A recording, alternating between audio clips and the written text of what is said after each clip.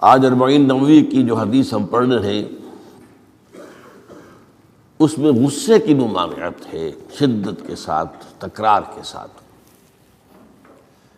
اس کے لیے تمہیداً میں نے سورہ آل عمران کی 2 آیات آپ کو سنائی ہیں۔ وہاں ارشاد ہوتا ہے وَسَارِعُوا إِلَىٰ مَغْفِرَةٍ مِّن رَبِّكُمْ، اے مسلمانوں دوڑ لگا دو اور آگے سے آگے نکلنے کی کوشش کرو۔ مسارعت کے معنی ہوں گے تیز دوڑنے میں ایک دوسرے کے ساتھ مقابلہ کرتے ہوئے آگے نکلنے کی کوشش۔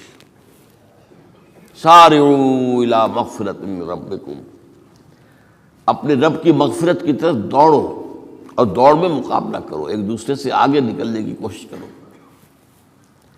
وجنت، اور اس جنت کی طرف دوڑ لگاؤ، عرضها السماوات والارض، جس کا پھیلاؤ آسمانوں اور زمین جتنا ہے۔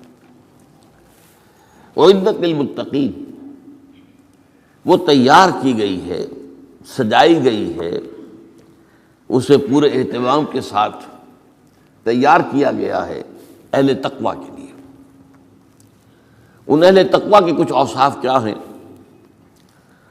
الذین ينفقون فی السراء والضراء،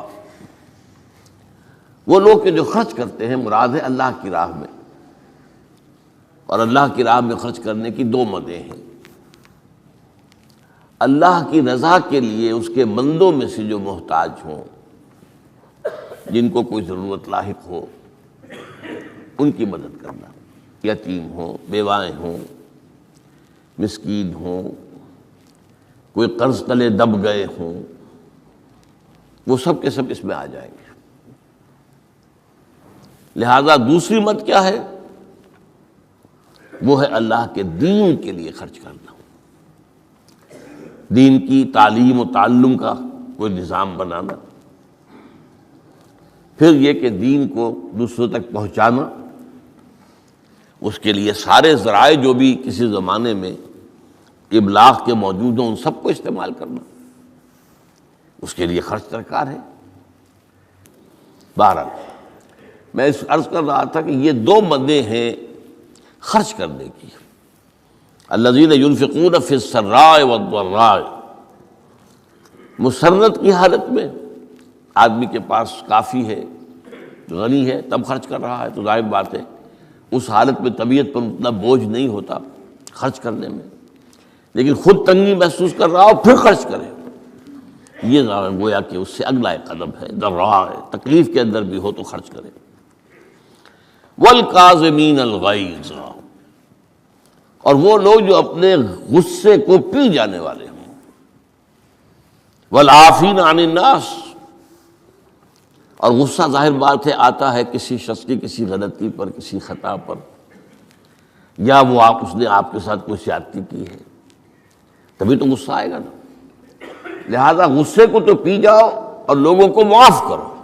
والعافین عن الناس، یہ 2 کام در حقیقت ایک ہی کام کے 2 رخ ہیں کہ غصہ آیا ہے تو اسے پی جاؤ، اور جس شخص نے بھی تم پر زیادتی کی ہے، تمہارے خیال میں زیادتی کی ہے، ہو سکتا ہے وہ اپنی جگہ پر صحیح ہو، لیکن یہ کہ بہرحال تمہیں غصہ آیا ہے، اس غصے کو پی جاؤ اور اسے معاف کر دو۔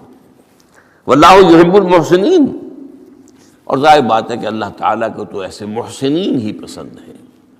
اب یہاں بھی نوٹ کر لیجئے وہی درجہ احسان جو ہم پڑھ چکے ہیں بڑی تفصیل سے، حدیث جبرائیل کے حوالے سے گفتگو شروع ہوئی تھی، بعد میں پھر بھی مختلف مواقع پر گفتگو آتی رہی ہے، اور اگلی حدیث میں پھر آ رہی ہے۔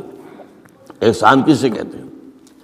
تو اللہ تعالیٰ کو ایسے محسن جو اپنے اس دین کو خوبصورت بنا لے، دین ان کا جو ہے اور دینی زندگی ان کی جو ہے وہ دل کو لبھانے والی ہو، وہ لوگوں کو پسند آنے والی ہو، بلکہ یہ کہ اس کے اندر جو ہے وہ حسن جو ہے دل آویزی پیدا ہو جائے۔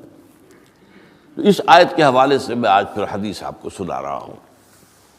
اس کے راوی حضرت ابو ہریرہ ہے رضی اللہ تعالی عنہ، انہوں نے ذکر کیا ہے، اور اس کی روایت جو ہے امام بخاری نے کی ہے رحمہ اللہ، ان رجلا قال للنبی صلی اللہ علیہ وسلم، ایک شخص نے حضور صلی اللہ علیہ وسلم سے عرض کیا، اوصنی، حضور مجھے کچھ وصیت فرمائیے۔ اوصا یوسی ایصاءً، وصیت کرنا، وصا یوصی توصیتاً، اس کے معنی بھی وہی ہے۔ وصا یوصی کے معنی ہو جائیں گے تدریجاً، مسلسل وصیت کرتے رہنا، نصیحت کرتے رہنا۔ اور ایک ہے، ایک مرتبہ آپ نے ایک بات کہہ دی، اوصنی، مجھے وصیت فرمائیے، مجھے نصیحت فرمائیے۔ قال لا تغضب، آپ نے ایک ہی بات فرمائی، غصہ نہ کیا کرو، مغلوب الغضب نہ ہو جایا کرو، کہ غصہ آئے اور تم پر چھا جائے، تمہارے اوپر اپنا غلبہ کر دے۔ فردد مرارا، اب اس شخص کے دل میں شاید کوئی اور بات تھی، اس نے پھر پوچھا، اوصنی حضور، بس کیجیے وصیت مجھے۔ آپ نے پھر فرمایا لا تغضب، پھر پوچھا، وہ تکرار کرتا رہا اور حضور نے بھی ہر مرتبہ وہی بات کہی۔ اب اس سے اندازہ ہو جاتا ہے کہ یہ بات کتنی اہم ہے۔ پہلی بات تو میں آپ کو یہ بتا دوں کہ غصہ آ جانا کوئی غیر فطری بات نہیں ہے۔ غصہ اللہ تعالیٰ نے انسان میں رکھا ہوا ہے۔ البتہ غصے کے اعتبار سے حضرت حسن، غالباً حسن بصری رحمہ اللہ، ان کا ایک قول بڑا حکیمانہ ہے، بہت حکیمانہ ہے۔ وہ فرماتے ہیں کہ ایک انسان تو وہ ہوتا ہے جو پورا انسان ہوتا ہے، مکمل انسان ہوتا ہے، ایک ہوتا ہے نصف رجل، آدھا انسان، وہ انسانیت کے معیار پر پورا نہیں اترتا، ہاں نصف تک آ جاتا ہے۔ اور ایک انسان ہوتا ہے لیس برجل، وہ انسان ہوتا ہی نہیں، وہ حیوان ہوتا ہے۔ پورا انسان وہ ہے جسے غصہ دیر میں آئے اور جلدی رفع ہو جائے، اور آدھا انسان وہ ہے جسے غصہ جلدی آئے لیکن جلدی رفع بھی ہو جائے، یا دیر میں آئے تو دیر میں رفع ہو، یہ دونوں برابر ہو جائیں گے۔ جلدی غصہ آیا، جلدی ہی ختم بھی ہو گیا، دیر میں آیا، دیر لگا دی جانے میں بھی۔ اور جو شخص سرے سے انسانیت کا مستحق ہی نہیں کہ اسے انسان مانا جائے، اسے غصہ جلدی آ جائے اور دیر میں جائے، تو وہ اصل میں پھر انسان نہیں ہے، وہ اخلاقی اعتبار سے پورا انسان کہلانے کا مستحق نہیں ہے۔ تو غضب کے اعتبار سے یہ تین درجے جو ہے وہ سامنے رہنے چاہیے۔ پھر مزاجوں کی بات بھی ہوتی ہے۔ اللہ تعالیٰ نے مختلف مزاج بنائے ہیں۔ بعض طبائع کے اندر جمال کا عنصر زیادہ ہوتا ہے، جمالی شخصیت، خوبصورت شخصیت طبعاً۔ بعض جلالی مزاج کے لوگ ہوتے ہیں، یہ ہمارے بزرگوں میں بھی ہوتا ہے، دیندار لوگوں میں بھی ہوتا ہے، یہاں تک کہ نبیوں میں بھی ہے۔ حضرت موسیٰ علیہ السلام جلالی طبیعت کے آدمی تھے، آپ کو معلوم ہے، ان کے واقعات تو ہمارے سامنے ہیں جو قرآن میں موجود ہیں، کہ ایک قبطی کا اور ایک اسرائیلی کا جھگڑا ہو رہا تھا، اس اسرائیلی نے مدد مانگی تو حضرت موسیٰ نے ایک مکہ لگایا ہے اس قبطی کو اور اس کی جان نکال دی۔ تو ان کے غضب کا، ان کی جلالی طبیعت کا یہ عالم ہے۔ اور اس کا سب سے بڑا نقشہ جو قرآن مجید میں آتا ہے کہ جب اللہ تعالیٰ نے جب ہجرت ہو گئی اور مصر سے حضرت موسیٰ علیہ السلام اپنی قوم کو لے کر، بنی اسرائیل کو لے کر نکل آئے، دریا یا سمندر بھی اللہ نے پار کرا دیا، سمندر کو یا دریا کو پھاڑ کر، اس کے بعد وہ مرحلہ آیا کہ انہیں اب شریعت دی جائے، اس لیے کہ اصل میں ہجرت کے بعد پھر شریعت آتی ہے۔ ہجرت سے پہلے کا وقت جو ہے وہ تو ایک کشاکش کے اندر گزرتا ہے، جیسے کہ 12 برس حضور کے مکے میں ہے، ایک کشاکش ہے جسے ہم عام طور پر کشمکش کہہ دیتے ہیں، ایک سٹرگل ہے، اس میں مصیبتیں ہیں، تکلیفیں ہیں، ماریں کھائی جا رہی ہیں وغیرہ وغیرہ۔ تو ابھی کسی تفصیلی شریعت کے لیے جانے کا موقع نہیں تھا۔ نماز بھی جا کر 5 وقتہ جو ہے وہ سن 1190 میں فرض ہوئی ہے، یعنی آپ سمجھئے کہ ہجرت سے 1-1.5 سال پہلے۔ اس کے علاوہ زکوٰۃ کا کوئی نظام ابھی باقاعدہ کہ یہ اتنے میں سے اتنا کوئی نہیں۔ ہاں عام طور پر لفظ زکوٰۃ استعمال ہوا ہے، اپنے مال کو پاک کرو، پاک کرتے رہا کرو، مال میں سے صدقہ خیرات نکالتے رہا کرو، اس سے وہ مال پاک ہو جاتا ہے۔ تو اسی طریقے سے جو ہجرت آئی حضور پر، جو ہجرت کے بعد شریعت نازل ہوئی مدینہ منورہ میں، اور دورہ ترجمہ قرآن میں یہ بات واضح میں کر دیا کرتا ہوں کہ اس شریعت کا بلو پرنٹ جو ہے، یہ لفظ آپ میں سے بہت سے حضرات جانتے ہوں گے، کوئی عمارت بنانی ہو تو اس کا جو نقشہ بنتا ہے پہلا وہ ایک نیلے کاغذ پر بنتا ہے، بلو پرنٹ۔ تو بلو پرنٹ جو ہے اس شریعت محمدی علی صاحب الصلاۃ والسلام کا، وہ سورہ بقرہ میں تیار ہو گیا۔ پھر اس میں جو تفاصیل کے اور پورے جو خد و خال آئے ہیں وہ پھر سورہ نساء اور سورہ مائدہ اس کی تکمیل کی صورت۔ بہرحال جب حضرت موسیٰ کو اب اللہ تعالیٰ نے طلب کیا 40 دن کے لیے کوہ طور پر، اس کو ہم چلا بھی کہہ سکتے ہیں، 40 روز کی اللہ تعالیٰ نے ان سے ریاضت کروائی، مشقت، روزہ اور یہ کہ عبادت اور ذکر الہی۔ اس کے بعد انہیں اللہ نے تورات عطا فرما دی۔ اس میں آپ کو یاد آ جانا چاہیے حضور سے بھی قرآن مجید کے نزول سے قبل اسی طرح کا معاملہ غار حرا میں آپ کی جو خلوت گزینی ہوتی تھی، اور وہاں پر جو بھی آپ اب کیا عبادات کرتے تھے یہ ہمیں معلوم نہیں ہے، لیکن یہ ہے کہ عام طور پر جو محدثین نے کہا ہے کان صفت تعبدہ فی غار حرا التفکر والاعتبار، غور و فکر کرتے تھے یہ کائنات کیا ہے، کیا اس کا نظام ہے، یہ معاشرہ ہمارا کدھر جا رہا ہے، یہ خرابیاں کیوں بڑھ رہی ہیں، یہ کیوں انسان کا خون کرتا ہے، یہ کیا بات ہے، یہ کیا وجہ ہے کہ کچھ لوگ بھوکے مر رہے ہیں اور کچھ لوگ جو ہے ان کے پاس بہت دولت جمع ہو گئی، یہ غور و فکر جو ہے تو یہ آپ کا رہا ہے بہرحال۔ لیکن یہ کہ تخلیہ اور غار میں آپ کا قیام یہ اپنی جگہ پر ثابت ہے۔ تو اسی طریقے سے وہاں 40 دن کا معاملہ ہوا حضرت موسیٰ علیہ السلام کے ساتھ۔ اس کے بعد الواح دے دی گئیں، جو پتھر کی تختیاں تھیں ان کے اوپر جو احکام عشرہ ہیں، دی 10 کمانڈمنٹس، جو بنیاد ہیں۔ جیسے میں نے کہا کہ سورہ بقرہ جو ہے شریعت محمدی کی اساس ہے، تو شریعت موسوی کی اساس وہ 10 کمانڈمنٹس ہیں جو کہ پتھر کی سلوں پر لکھی ہوئی دی گئی ہیں حضرت موسیٰ علیہ السلام کو کوہ طور پر۔ اب پیچھے کیا ہوا؟ حضرت موسیٰ کی اس غیر حاضری میں سامری کو موقع مل گیا، اس نے گمراہ کرنے کے لیے ایک شعبدہ دکھایا، اور وہ شعبدہ کیا تھا؟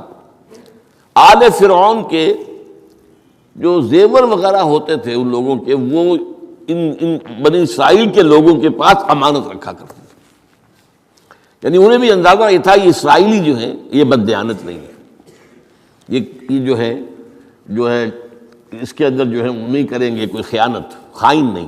بہرحال چونکہ حضرت ابراہیم کی اولاد تھے، حضرت یعقوب کی اولاد تھے، تو چاہے اور ان میں خرابیاں آ گئی ہوں گی، لیکن یہ کہ یہ اندازہ انہیں تھا کہ یہ امین لوگ ہوتے ہیں، تو ان کے پاس امانت رکھی ہوئی تھی۔ جب وہ نکلے وہاں سے وہ ساری چیزیں بھی ساتھ لے کر آ گئے۔ اس کو کہا اس نے سامری نے کہ یہ پھینک دو، یہ تو نجس ہے، تمہارے لیے جائز نہیں۔ اس حد تک تو بات ٹھیک ہوئی۔ پھر ان کو پگھلا کر اور ایک بچڑے کی شکل بنا لی، اور اس کے اندر ایسا کچھ میکینزم رکھا کہ اس میں سے ہوا گزرتی تھی، اندر سے کھوکھلا تھا، تو آواز ایسی آتی تھی جیسے کہ بچڑا ڈکرا رہا ہو۔ انہوں نے کہا یہ ہے تمہارا خدا۔ یہ موسیٰ کو تو مغالطہ لگا ہے، کس غلطی فہمی کے اندر وہ پڑ گئے ہیں، کہاں گئے ہیں، کس خدا کے پاس گئے ہیں، یہ خدا تو یہ ہے تمہارا خدا، اسے پوجو۔ بہرحال وہاں کچھ لوگ جو ہے کافی بڑی تعداد میں لوگوں نے پرستی شروع کر دی۔ اب جب اللہ نے بتایا اے موسیٰ تمہاری قوم پیچھے فتنے میں پڑ چکی ہے، اور اس کی بھی ایک عجیب بات ہے، اس بتائی دوں آپ کو کہ حضرت موسیٰ کے لیے جو اللہ نے وقت معین کیا تھا کوہ طور پر آنے کا، آپ اس وقت مقرر سے پہلے پہنچ گئے۔ شوق، اللہ نے ایکسپلینیشن کال کی، یہ سورہ طٰہٰ میں موجود ہے۔ ما اعجلک عن قومک یا موسیٰ، موسیٰ یہ تم اپنی قوم کو چھوڑ کر جلدی کیوں آ گئے؟ ابھی تو وہ وقت معین نہیں آیا، کیوں آ گئے؟ اب حضرت موسیٰ تعجب سے کہتے ہیں کہ مجھے تو شاباش ملنی چاہیے تھی کہ تو میرا شوق دیکھ، میرا اشتیاق دیکھ، اور الٹی جو ہے ایکسپلینیشن کال کرنی پڑ رہی ہے۔ قال عجلت الیک ربی لترضی، پروردگار میں تو جلدی کر کے آیا اس لیے تو راضی ہو جائے کہ تیرے طلب کرنے پر میں وقت معین سے بھی پہلے پہنچ گیا ہوں۔ فرمایا نہیں، یہ اجرت جو ہے یہ ایسی خطا ہے تمہاری کہ تم نے در حقیقت جو یہ غلطی کی ہے اس کی وجہ سے سامری کو موقع مل گیا ہے کہ اس نے تمہاری قوم کو اضلھم السامری، سامری نے گمراہ کر دیا۔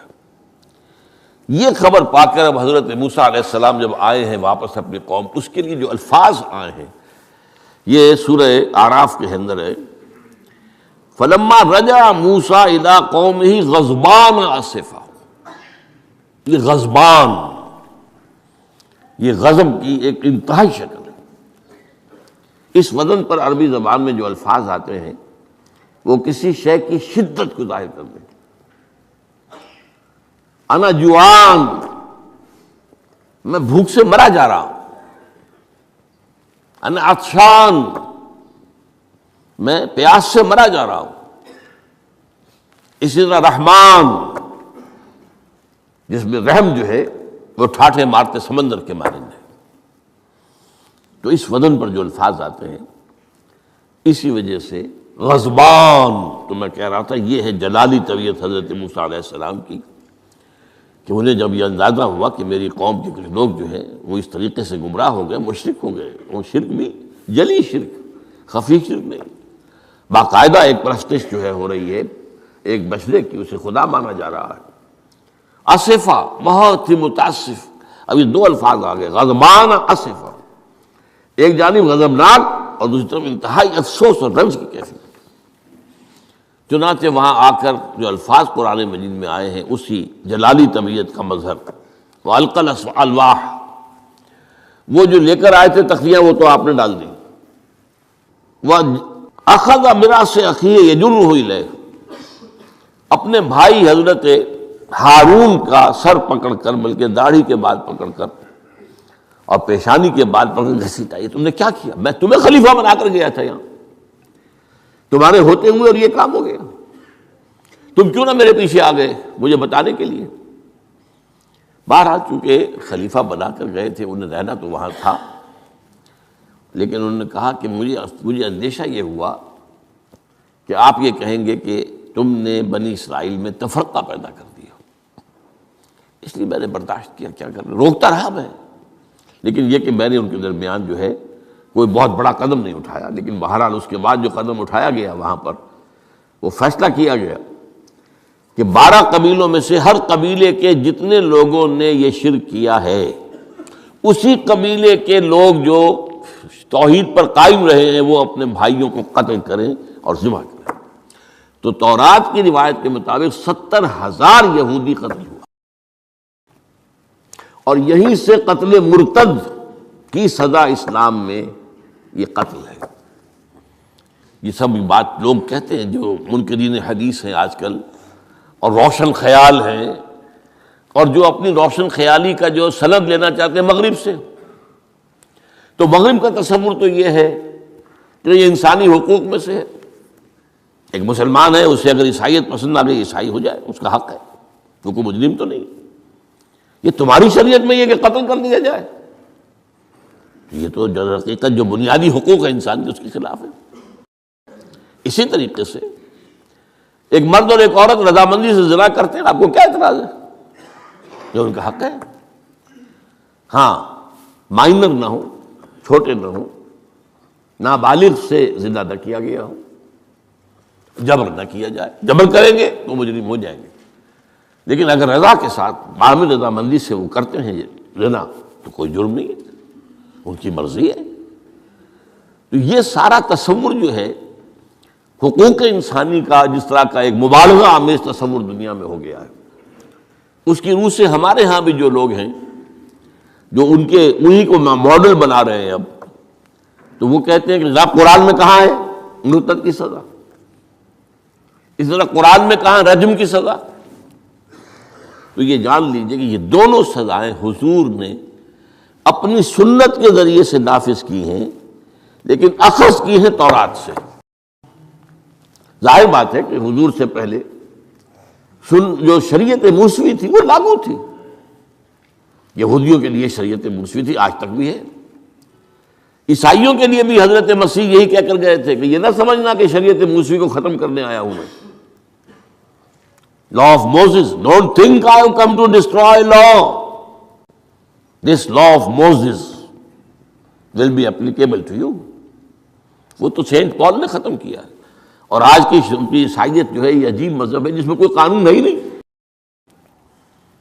لیکن یہ کہ اسلام میں بہرحال انسانی حقوق کے بھی حدود ہیں، ان حدود کے اندر انسانی حقوق ہوں گے.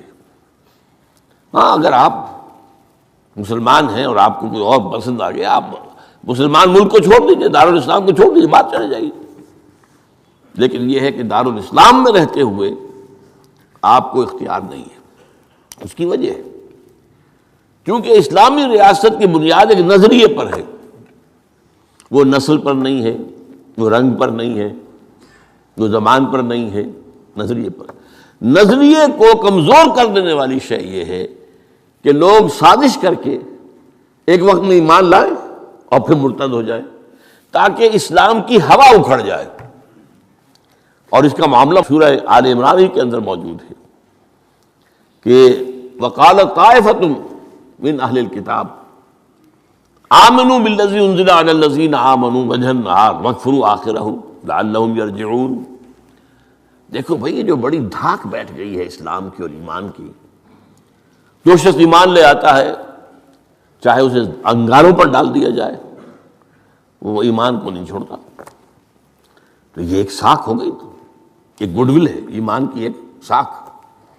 جو چاہو کر لو اس کو قتل کر دیا. ابو جہل نے حضرت سمیہ اور حضرت یاسر رضی اللہ تعالیٰ عنہما دونوں کو قتل کر دیا. انہوں نے کلمہ کفر زبان سے نکالنا پسند نہیں کیا، حالانکہ اجازت ہے جان بچانے کے لیے.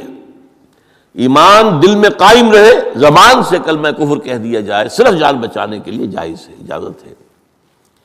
چنانچہ حضرت سمیہ اور حضرت یاسر کے بیٹے عمار نے جان بچانے کے لیے کلمہ کفر کہا اور پھر ان پر شدید پشیمانی طاری ہوئی. لیکن حضور نے انہیں اطمینان دلایا کہ نہیں، اس کی بھی اجازت ہے. باقی جو مقام تمہارے والدین نے حاصل کیا وہ تو بہت مقام ہے، لیکن وہ عظیمت اپنی جگہ، یہ رخصت بھی اپنی جگہ، دین کا ایک حصہ ہے. بہرحال سازش کیا کی؟ آمنوا بالذی انزل علی الذین آمنوا وجہ النہار.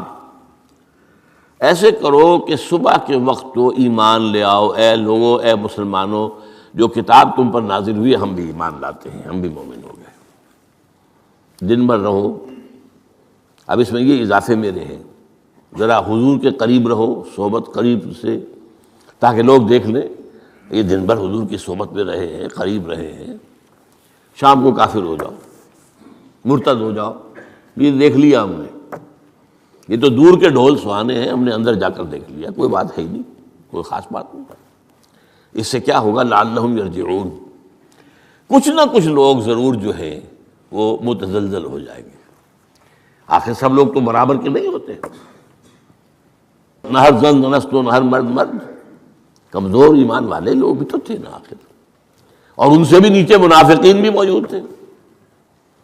لیکن کمزور ایمان والوں کے دل کے اندر بھی خدشہ پیدا ہوا ہوگا، وسوسہ اندازی کا شیطان کو موقع مل گیا کہ بھائی کوئی بات دیکھی ہوگی نا، انہوں نے بڑے بھلے لوگ تھے، بڑے اچھے لوگ تھے، بڑی نیک نیتی سے ایمان لائے تھے، اور حضور کی صحبت میں اور محفل کے اندر بڑے مؤدب ہو کر بیٹھے رہے تھے، بڑی توجہ سے انہوں نے حضور کا کلام سنا تھا. تو آخر کوئی بات تو ہوگی نا جو دیکھی ہے انہوں نے، تبھی تو وہ جو ہے وہ اسلام کو چھوڑ کر چلے گئے. اس فتنے کا سد باب کرنے کے لیے قانون بنا ہے، جو اسلام لائے دیکھ بھال کر لائے. اس لیے کہ ظاہر بات ہے کہ یہ تو اب ایک وادی، اس کے اندر قدم رکھنا ہے جس میں مشکلات بھی آئیں گی، تکالیف بھی آئیں گی. لیکن یہ کہ بہرحال اس سے رجوع کرنے کا پھر حق نہیں ہوگا. اسلام اگر چھوڑو گے تو قتل کیے جاؤ گے. یہ کنڈم کرنا اس کو شریعت اسلامی کے خلاف بغاوت ہے. قرآن میں نہیں ہے، لیکن از روئے قرآن تورات پر بھی لفظ قرآن کا اطلاق ہوتا ہے. چنانچہ مکے کے کفار اور مشرکین کا ایک قول نقل ہوا ہے قالوا لن نؤمن بهذا القرآن والذی بین یدیہ، انہوں نے کہا نہ تو ہم اس قرآن پر ایمان لائیں گے جو محمد پیش کر رہے ہیں، اور نہ اس قرآن پر جو ان سے پہلے ہے۔ تو تورات کو بھی ایک معنی میں قرآن کا لفظ جو ہے اس کا اطلاق ہوتا ہے۔ تو حضور صلی اللہ علیہ وسلم نے یہ دو سزائیں جو ہیں، قتل مرتد اور رجم کی سزا بھی، ظاہر بات ہے قرآن میں نہیں ہے، ہم مانتے ہیں قرآن میں نہیں ہے، لیکن شریعت جو ہے وہ صرف قرآن پر مبنی نہیں ہے۔ بس یہ بات ایک اصول موٹی، شریعت کی دو بنیادیں مستحکم ہیں، مستقل بالذات ہیں، انڈیپینڈنٹ آف ایچ ادر، کتاب اللہ و سنت رسول صلی اللہ علیہ وسلم، اللہ کی کتاب اور اللہ کے رسول کی سنت، صرف قرآن نہیں ہے۔ یہ اہل قرآن جو بھی کہلاتے ہوں، جن کو منکرین حدیث کہنا چاہیے، جو یہ قرآن مجید کو ہی سمجھتے ہیں کہ بس یہی بہت کافی ہے، اس کی پھر تعبیریں جو کرتے ہیں، ان میں سے دو آدمی بھی نماز پر متفق نہیں۔ نماز کتنی ہوں گی، نماز ہے بھی کہ نہیں، صلاۃ کے معنی نماز ہے بھی کہ نہیں متفق نہیں، کیسے ہوں گے؟ تو سنت رسول سے معین ہوا ہے، صلو کما رأیتمونی اصلی، نماز پڑھو جیسے مجھے دیکھتے ہو میں نماز پڑھتا ہوں، سارا معاملہ تو اس سے ہے۔ تو بہرحال اس اعتبار سے یہ جو میں نے آپ کو حضرت موسیٰ علیہ السلام کا معاملہ بتایا، تو اس میں میں ایک بات قائم کرنا چاہتا ہوں آپ کے ذہن میں، کہ غضب کب آتا ہے انسان کو، غصہ کب آتا ہے؟ کسی نہ کسی حمیت پر زد پڑتی ہے تو غصہ آتا ہے، یا تو حمیت ذات ہے، آپ نے محسوس کیا میری ذات کے اوپر جو ہے حملہ کیا گیا ہے، میری شہرت پر، میری عزت پر،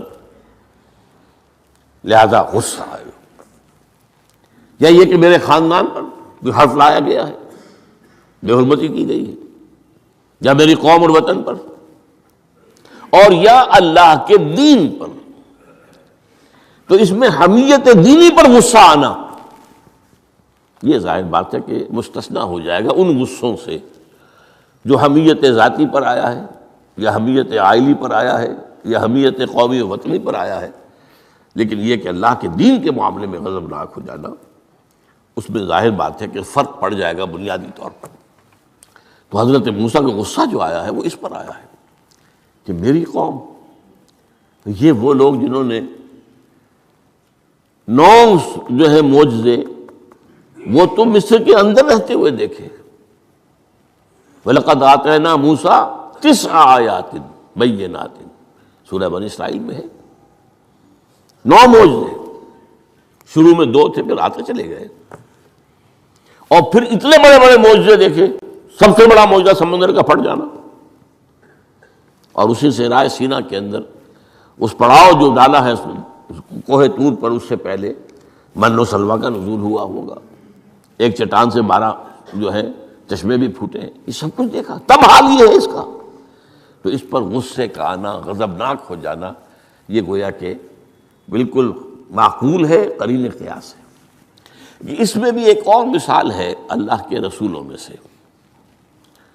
انہیں بھی حمیت دینی پر غضبناک ہوئے اور انہیں غصہ آیا شدید، وہ حضرت یونس علیہ السلام تھے۔ وَظَنُّونَ إِذْ ذَهَبَ مُغَاضِبًا وَظَنَّ أَن لَّن نَّقْدِرَ عَلَيْهِ، نینوا ایک شہر ہوتا تھا عراق کے شمال کے اندر، وہاں یہ بھیجے گئے تھے رسول بنا کر، انہوں نے دعوت دی، جو بھی تلقین، نصیحت، تبلیغ، حق ادا کر دیا، قوم ایمان نہیں لائی، کفر پر اڑی رہی۔ اس کے بعد یہ غضبناک ہو کر، اب یہ غضب جو ہے یہ دین کا غضب ہے، اپنی قوم کو چھوڑ کر چل دیے، لیکن یہاں ایک خطا ہو گئی ان سے۔ حضرت موسیٰ سے خطا کیا ہوئی تھی کہ وقت معین سے پہلے پہنچ گئے،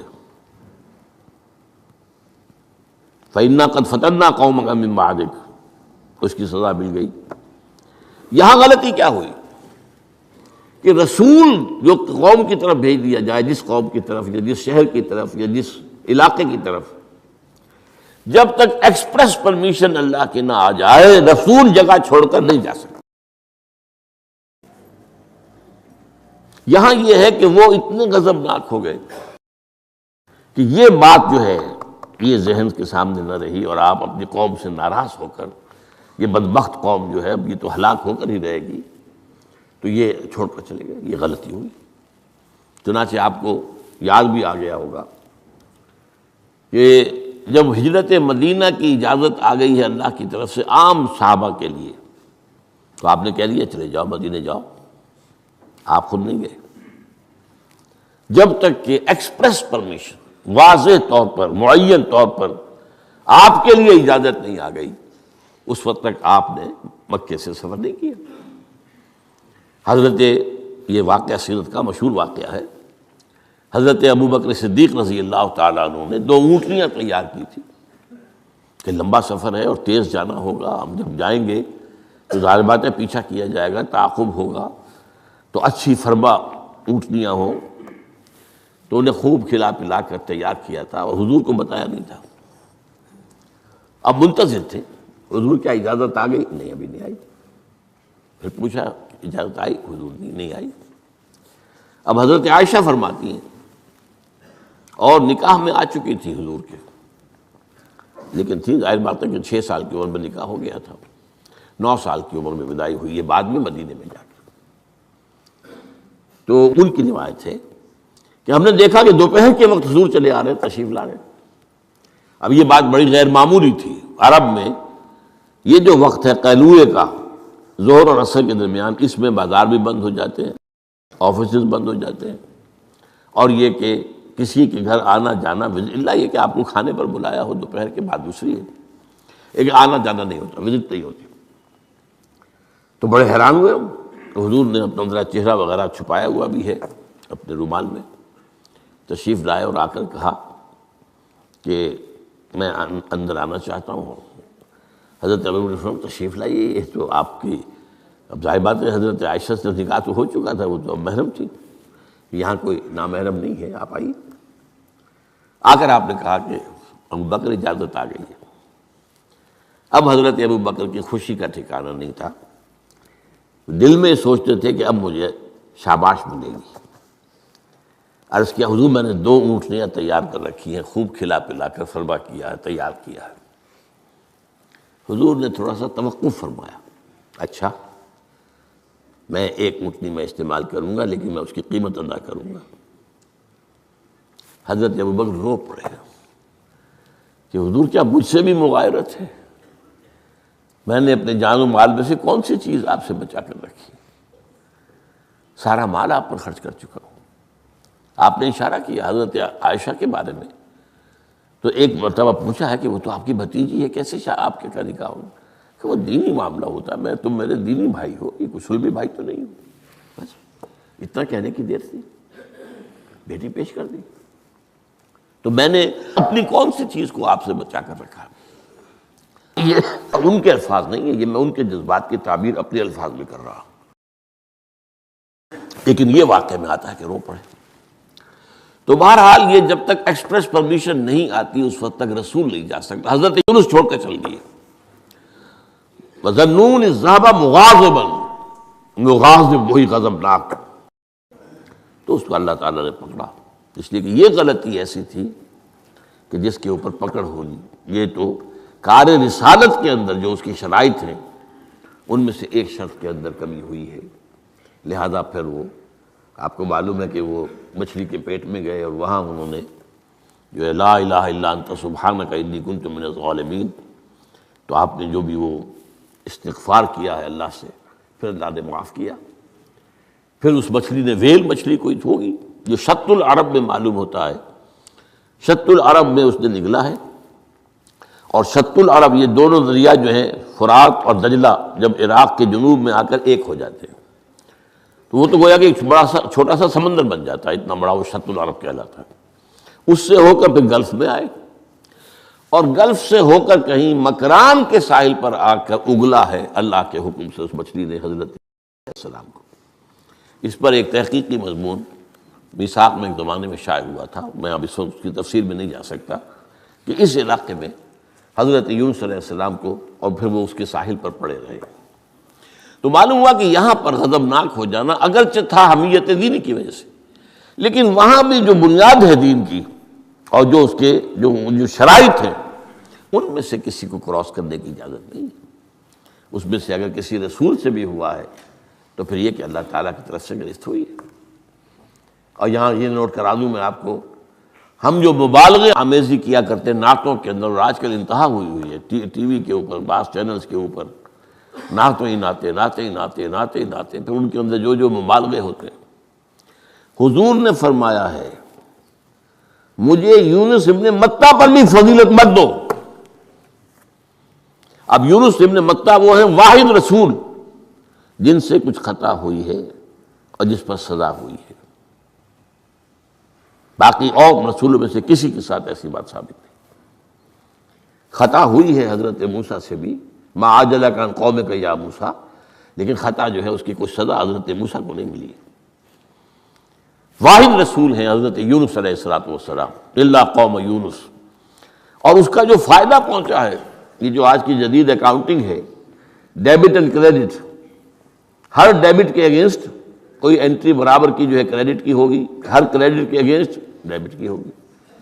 یہ جو ڈیبٹ ہوا حضرت یونس کے خلاف، یہ کریڈٹ بن گیا قوم کے خلاف، قوم کے حق میں، کہ عذاب کے آثار شروع ہو گئے، جس کے بعد کہ کسی قوم کے لیے دروازہ بند ہو جاتا ہے توبہ کا، جیسا کسی فرد کے لیے جب موت کے آثار شروع ہو جائیں اب توبہ کا دروازہ بند ہے، تو جب وہ عذاب کے آثار شروع ہو گئے وہ قوم کو یاد آ گیا کہ یہ بات وہی ہو گئی جو یونس کہا کرتا تھا علیہ الصلوۃ والسلام۔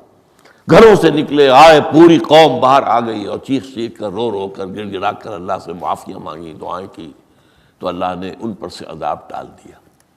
تو سورہ یونس میں اس کو بیان کیا گیا ہے کہ عذاب الہی کے جب شروع ہو جائے آثار پھر وہ ٹل نہیں سکتا، الا قوم یونس، یہ صرف ایک ہی مرتبہ ہوا ہے، استثناء ہے واحد، حضرت یونس علیہ السلام کی قوم۔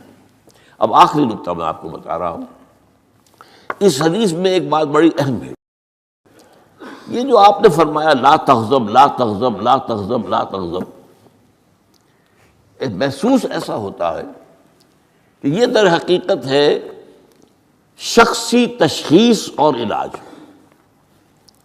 جو روحانی معالج ہوتے ہیں، ظاہر بات ہے کہ رسول یزکیہم، روحانی معالج سے تزکیہ کرتے ہیں، اسی طرح ہمارے ہاں صوفیہ جو ہیں جنہوں نے اپنا تزکیہ کرایا ہوتا ہے کسی بزرگ سے، وہ پھر دوسروں کا تزکیہ کرتے ہیں، یہ ایک سلسلہ ہے جو چل رہا ہے۔